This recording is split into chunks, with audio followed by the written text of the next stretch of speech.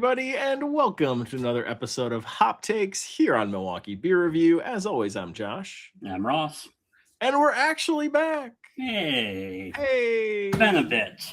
It's been a bit. We're busy, life, and all of these things, and it's been a little bit crazy, but hopefully we get on a roll here again and get a little bit more content rolling here on the channel over the next several weeks and into the summer as all the summer brews and all that good stuff start coming out. We were talking earlier today and we were like, hey, we should do an episode tonight. And we were both like, what do we have that's relevant, or what do we have that makes sense to do on the channel? And we both gave up. And we said, let's surprise each other with something random from the fridge. Neither one of us know what the other person's about to bring onto the channel. And we did say right before this episode that we're both nervous about what we picked. Yes. So without further ado, I'm going to grab my beer here, which is one that Ross and I have actually been sitting on since 2020. And it's older than that because it is from our grand beer haul from 2020. And it is the Speedway Stout from AleSmith in this giant bomber bottle. And this is the Jamaican Blue Mountain Coffee variant of it in this stout. We've had that coffee. We have. We have. And it's got quite the description on the back of this thing. So it says, Jamaican Blue Mountain coffee beans are grown in the fertile soil of some of the highest Caribbean peaks, making it one of the most prized gourmet coffees in the world. This rare coffee uses lightly roasted Arabica beans to create subtle acidity and a well-balanced chocolatey finish. These 100% Blue Mountain coffee beans were sourced from the renowned Mavis Bank Estate in Jamaica. Carefully roasted and brewed, this coffee is the perfect complement to our signature award-winning Imperial Stout. Cheers. Have you ever had the Speedway Stout? I have had it. It has been quite a while since I've had it. And they definitely don't make these bomber bottles anymore. No. So I'm nervous because A, this is not a barrel-aged beer, and B, it has coffee in it, and it's 9 years old, I think, at least. I mean, nothing ages better than coffee. Nothing does. That's a California brewery, right? AleSmith? I don't know. San Diego. Yeah, San Diego. Let's pour this thing out. It's a huge bottle. I mean, it looks like a stout. That's good. Yeah. First test passed. I don't smell anything weird yet. No chunks came out. That's a positive sign. Not yet. Yeah, it looks stouty. Not a ton of carbonation. It feels somewhat flat. Not a lot of head on that either. To the nose we go.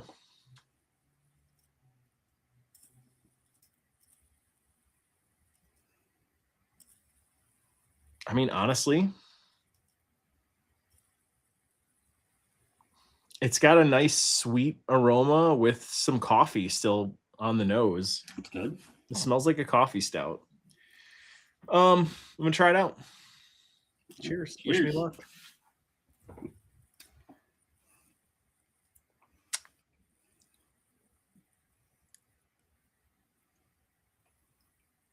Second sip, that's a good sign.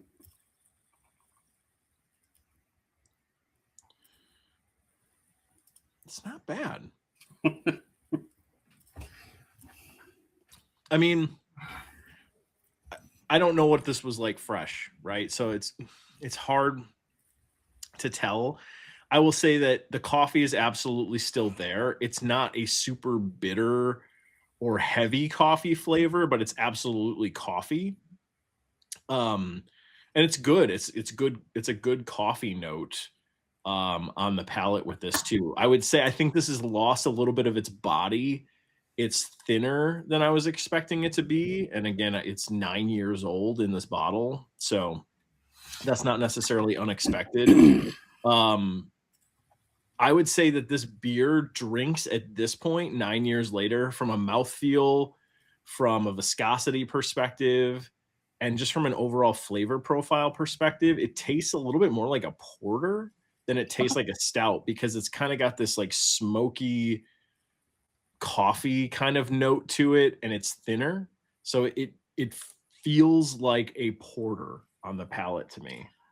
I mean, I've had a couple of the base and variants of those over the years. They're always good beers. Mhm. Like that, it's one of the better stouts out there.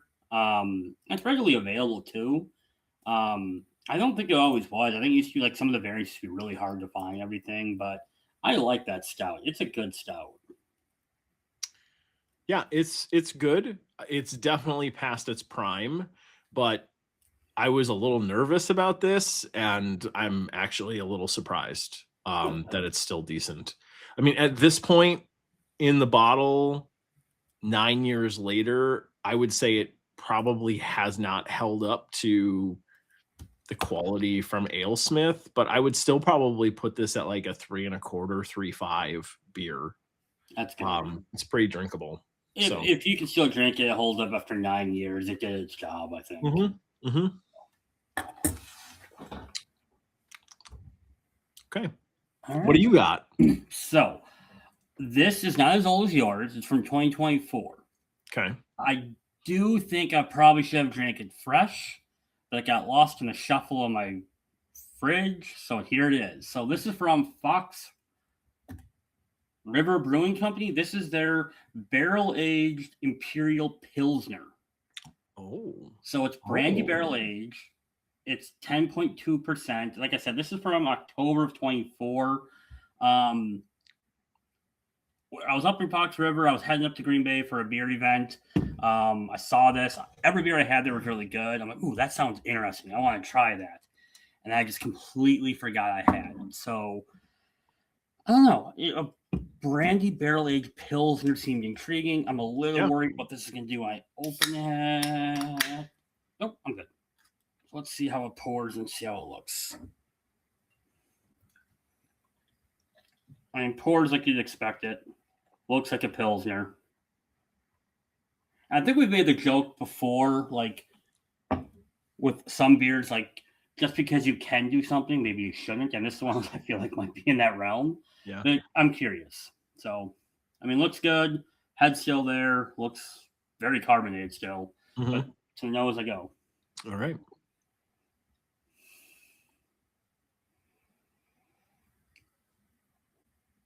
So without like the hoppiness to it, it does kind of smell like you would think like a triple IPA. Mhm. Without that bitter hoppiness to it, it smells kind of like alcohol, to be honest. The Pilsners don't give off much, so not much on the nose. But all right. Cheers. It's malty? Kinda. Okay. A little bit, but it's hard to tell. So Okay. cheers. Cheers.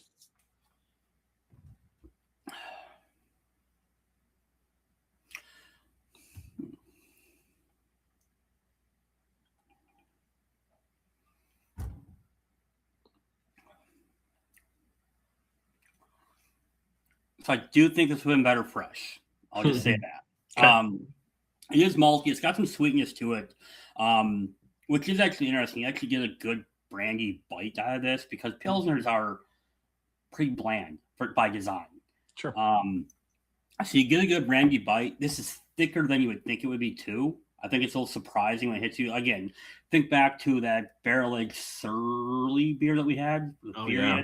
Mhm. Think back to that. That's kind of what I'm reminding me of this one. It's good. It's not. I said I was scared to drink this. It's actually a lot better than I thought it was going to be, just simply because I didn't expect it to hold up after 18 plus months or whatever it's been now. Yeah. It's definitely a sipper because that brandy's pretty strong. And I don't like brandy on its own at all. so it's not really hidden here by the Pilsner. Mm-hmm.